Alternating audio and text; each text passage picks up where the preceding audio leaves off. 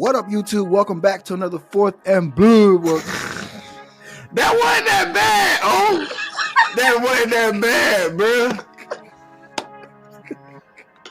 Hey, if you gonna do that, just be like, shit, do it. I think I would do that. I'm gonna go. What up, YouTube? Welcome back to another Fourth and then one of y'all. And Blurrr. Yeah, y'all. I got you. Yeah, You a dog, I got you. I ain't been doing it all my life, so I don't got it naturally. You know? All right, fellas. So we had Colorado losing to Stanford. Here we go on this wild ride with Colorado, guys. All right, so I'm gonna go ahead and get this thing started. So I did not expect Colorado to lose that game. They were up 29-0 at the halftime. They had a strong balance between the run and the pass. I felt like they got away from the run. They had Alton McCaskill in there starting the game out. He was killing them, and then they for whatever reason started switching it up. What the hell happened? We're gonna start with Jay. Talk to me, man. What's going on up in the mountains, bro?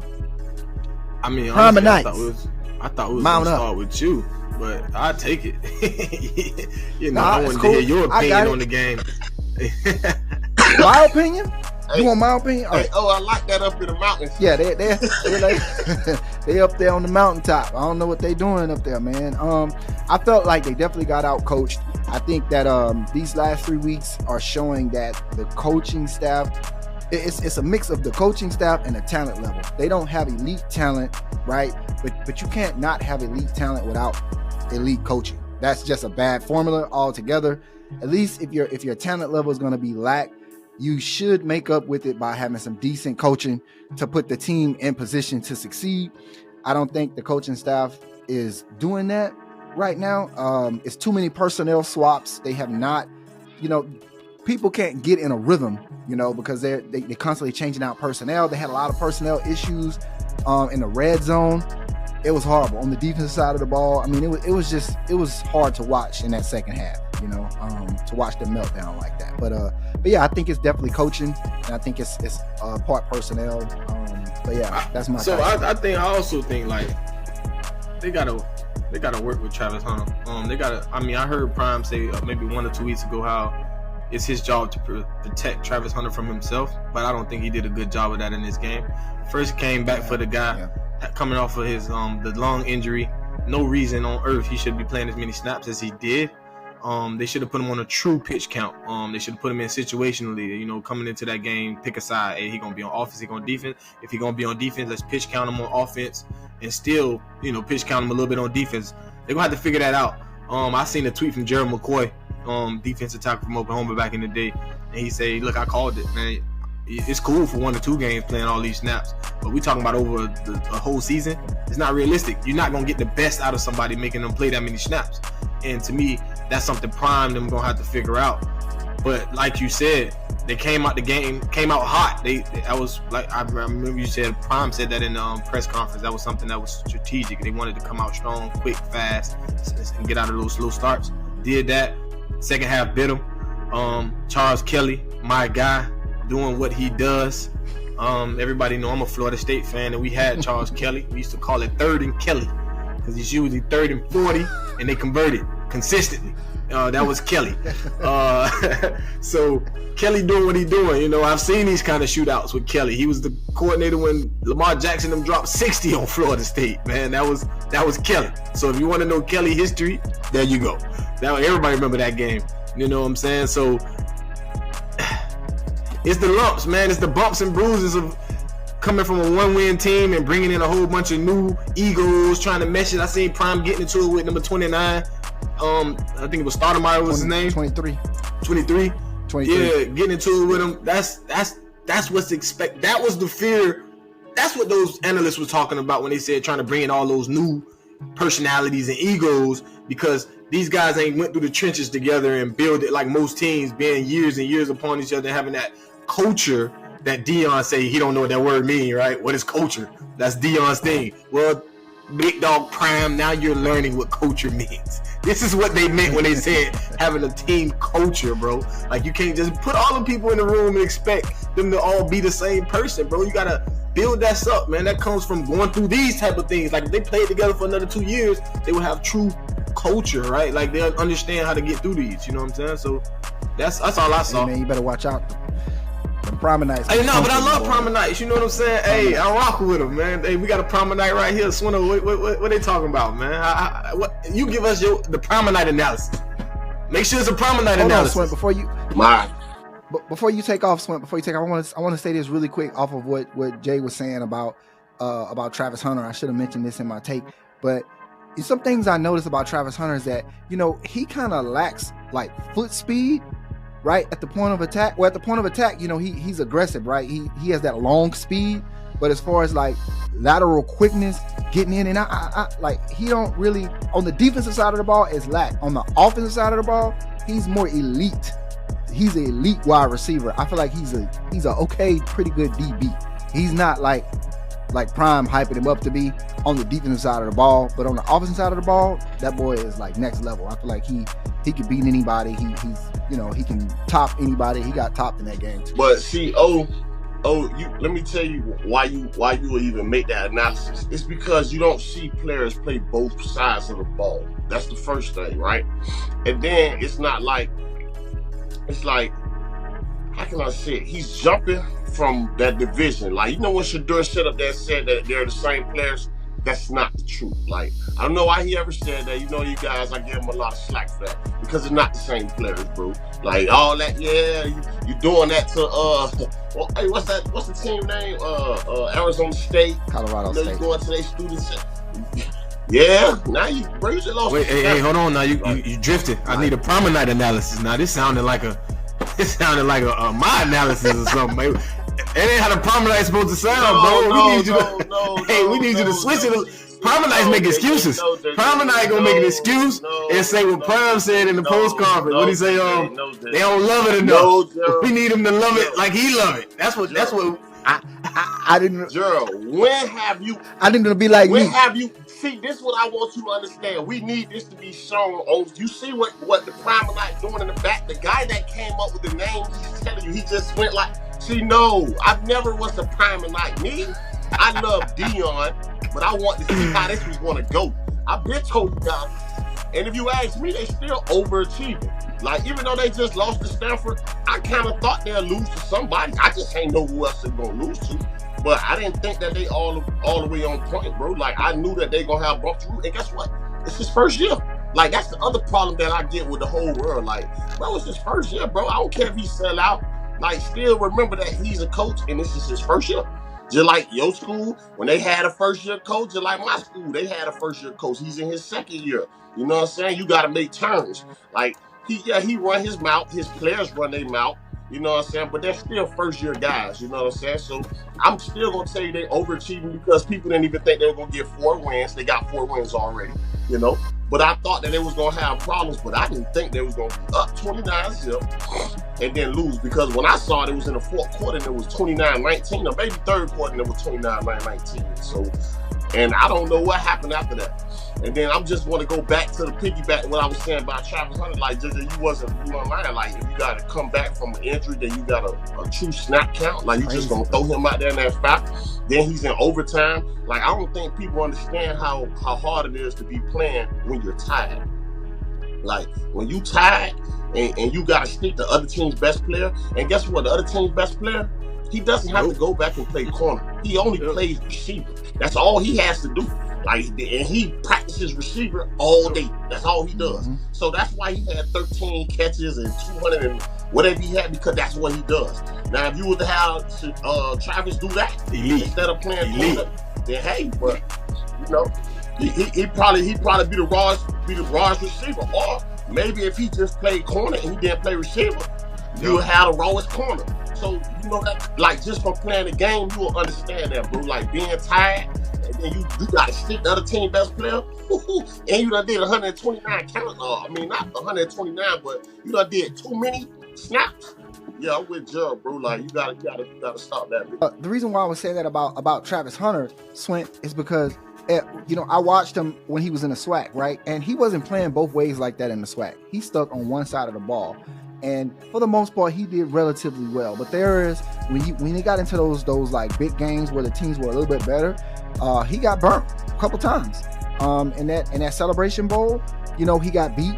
you know, down the field a couple times. When they played against Alcorn, he got beat a couple of times down the field. It's just when it comes to him having to use his foot speed off that line on the defensive side of the ball, it shows that he has a lack of you know, short lateral quickness and quick burst. So like a receiver like, let's say Tyreek Hill, when he gets to the next level, will eat him alive, you know, and those quick, you know, in and outs, cuts, slants, you know, short routes. And then once they get past him, don't do my. That's a wrap. Don't do my boy like that. I'm not trying. Tyreek doing everybody. Yeah, I mean, I just used. You see I use Tyreek. You see Jalen Ramsey. Yeah, bro. Hey, I'm just saying Jalen Ramsey hurt right now. Yeah, that's what I'm saying, bro. I don't do my dog like that. But I'm trying to make a point though.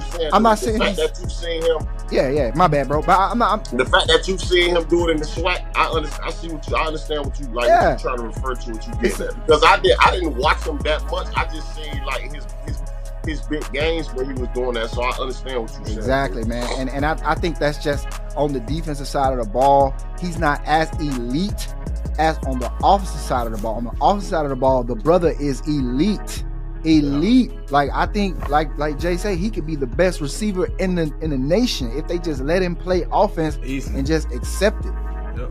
Easy, bro. Can't nobody stop him because he got hands for days. He long, you know what I'm saying. And when he get out, he kind of remind me of a Terrell Owens. Like when Terrell Owens, he didn't really have that quickness, but when he burnt you, you were toast. Like you wasn't gonna catch him. So he kind of like got that long speed, you know. But yeah, so guys, let's go ahead and move on, man. So we had Oregon at Washington. I did watch this game. I watched like maybe the first half, most of the second half, and man, Michael Penix Jr. is that guy, man. That boy accurate. He had one pick in this game, but it really wasn't his fault. But the brother is cold-blooded. Definitely deserves to be in the Heisman. You know, at least winning the Heisman race right now.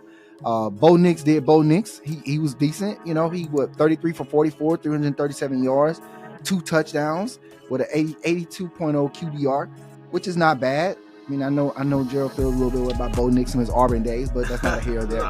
But I felt like I did think the game was going to be a little bit more defensive as it kind of started out, but then you could see the offense start making adjustments. This goes back to coaching. I think both coaching staffs are elite. You can see that as they make their adjustments throughout the second half, unlike Colorado, Stanford. But anyways, the running game was on par, man. Both running backs. We had 2 running backs go for over 100 yards. Both running backs scored a touchdown. We're talking about Bucky Irvin and Dylan Johnson over at Washington, man. But overall, man, I thought this was an amazing game. It looked like a 7 versus an 8. Right. That's what it looked like to me, a 7 versus an 8. But Jay, what you got, man? Nah, like you said, I watched some of the game as well. I watched a good majority of it. Penix was Penix, right? He delivered. I think he should personally be front runner for the Heisman this year. He's been consistent all season. That was the big question coming into this game is, you know, can he do what he's been doing against all the scrubs they played so far? And he delivered, man. It was a straight ball out there. And shout out to Bucky Irvin, like you said as well, Oregon running back, man. That boy, I didn't know he was that cold. The man hard to tackle. He don't even look that big, man. He just still elusive, breaking tackles. He like to deliver it as well. I like Bucky. But I know the big topic of discussion with this game was Dan Lanning's play calling or game management. I agree with him. I don't think he did that bad. Like a lot of people, maybe one of the fourth downs he could have kicked the field goal, but not at the end of the game. I loved his decision to not punt the ball. And what people didn't realize is what he knew was, look, I'm going to punt this ball, right? They're going to have a minute and 40 seconds. They're going to then drive the ball and probably score, and I won't have no time to come back and counter. If I go for it and don't get it, if I go for it and get it, then the game's over. If I go for it and don't get it, they still gonna get the ball. Either result, they were gonna get the ball, right? So he said this one, yes, a shorter field, but if they do score, now I got time. And guess what happened? They scored, and guess what? Oregon had time. It worked out what Dan Lanning wanted. The only problem was the execution at the end. They drove the ball because they had enough time. The field goal kicker missed it. So the game plan worked, in my personal opinion. That Dan Lanning saw it, but people ain't thinking about it. They like, oh, it's punt. No, because then you punt. Washington score, you don't get the ball no more, bro. Because they're going to waste enough clock to where you stuck. So it was a good decision by him. You can question maybe early in the game when they got the goal line, he get the field goal, but the analytics show 3 points ain't winning these games no more, bro. These offenses are dropping. So while you kicking field goals and other teams scoring touchdowns, you losing. So he just played a number of these games. So y'all can say he made all these bad decisions, but all those decisions y'all say was quote unquote bad, he missed the game-winning field goal. So what that tells me is those weren't bad decisions. Those were pretty good decisions that put his team in position to win the ball game. They just didn't win. It was a good game between two good teams, bro. Like, I just think people need to take it easy. Understand this is the new age of football. It happens. We starting to see people in the NFL now going for it on fourth downs because the analytics is telling them you're losing more games playing conservative than being aggressive. So just, again, I remember, we talked about this. People coming around to the new way of football. It is what it is. Y'all will get it and see. The same thing with basketball when they were saying everybody shoot too many threes. It's people looking at the numbers now. We wasn't that smart back in the day. It is what it is. But It was a great game, bro. Great game. I loved it. Like you say, that matchup looked like it was supposed to be, right? A 6 versus 7 or 7 versus 8, whichever their rankings was. That was a valid ranking, valid game. I think Washington should be 5-4 in the country. Great game. Penix again, Heisman front runner for me. Yeah. Talk to us, Swint. Bro, the game, how can I say it? It was a good game because of the score. When you look at the score, when you usually look at an Oregon or you look at those type of that Pac-12, they're blowing each other out. Like it'd be like in the 50s and the 60s. No, bro, they played football yesterday. They sat down. It wasn't no Pac-12 football. That was top tier football going on right there. When you got two good programs that's doing it the right way, kind of. I can't say that they're doing it the right way, but it looked like they're doing it the right way. You know what I'm saying? Behind the scenes, and they had a great game yesterday, bro. Like I was in the store, I was at the bookie, like certain little times where I was catching it. I seen the quarterback Michael Penix. I just keep hearing good about him, bro. Like when you balling, bro, I don't even have to watch you, bro. When you're balling, the right people watching, and the right people gonna start taking notice, and you gonna be the front runner, bro. So I can understand that, you know. I can understand that whole game, that whole philosophy. Bo Nix was being Bo Nix. He's better now. He's an older guy over there with them boys. So, yeah, I like that. I like that whole outcome of the game. I didn't see the running back, though, bro. I got to go back and look at it. They say cold, so I'm going to go pay attention to it. But, yeah, bro, from the overall aspect of it, though, that was a great game between Oregon and Washington. All right, I agree. All right, guys, let's move to the lightning round. We got North Carolina versus UM. Jay, talk to me, baby. Yeah, man. North Carolina, UM. We're going to give a quick little analysis on this. Good ball game. UM frauds, as expected. The skid started last week and it's going to continue. And then next week they play Clemson. But Drake May delivered. I think he had like 300, 400 passing yards, 3 TDs, no interceptions. Great game. UM defense did do good, but they stayed on the field all game. Cristobal continues to be Cristobal. All right, they haven't won a road ACC game since he's been in the conference. That will continue. So, again, the quick analysis of this game is North Carolina came out, delivered, covered spreads. They did everything they were supposed to do. Offense looked good. Welcome to college football, Tez Walker. It was good to have you back. 3 TDs, couldn't be covered. James Williams, salute, big dog. Keep big hitting and not covering. We love it. You're a safety, dog. You're not a linebacker. Tighten up. That's all I really had to say for this game. It played out exactly how I expected it to play out. All right, so we're lightning round, baby. We got Michigan versus Indiana. Talk to us. What's your thoughts? Michigan is just playing good football right now. I think it was Minnesota. I think it was the Minnesota head coach that just came out and said that he thinks that's the best team they've ever seen. They always say this about Michigan. So, you know, just a great game on their part, execution-wise, but Indiana's not nobody really like that. I think that was a problem. So they just went in and did what they were supposed to, bro. Like they just said, like with North Carolina, bro. They went in there, handle business like they supposed to, and get up out of there, get ready for the next week. All right, man. So on the top 5 teams this week, man, pretty much everybody stayed on par outside of that Notre Dame and USC game. Jay, talk to us. What's your thoughts? Yeah, man. Like you said, the top 5, everybody handled up. Michigan 52-7. What? Ohio State was 41-7. Florida State was 41-3. Penn State 63-0. Everybody handled up. The one thing to keep your eye on is the UGA game. Brock Bowers got hurt. Brock Bowers was one of the best players in the country. He was UGA's offense. Don't get me wrong. They still scored like 20 points after that, but they were playing Vandy. So we want to monitor that because if he's going to have a long-term injury, that three-peat looking real iffy in the light. So that's something we definitely want to monitor. But like you say, USC, only team in the top 10 that took an L. But we all thought USC was frauds anyway, right? That defense, you can't have a defense like that. I still believe Caleb Williams is a really good to great quarterback in my personal opinion. But when you have a defense like that, man, nah, it ain't gonna work. So that's my quick recap on the top 10 for sure. Yeah, man, you got to have defense in order to win championships, man. You can only go so far. You can score until you meet somebody that just ain't having it. They run into a Michigan or somebody with like an elite defense, they in trouble.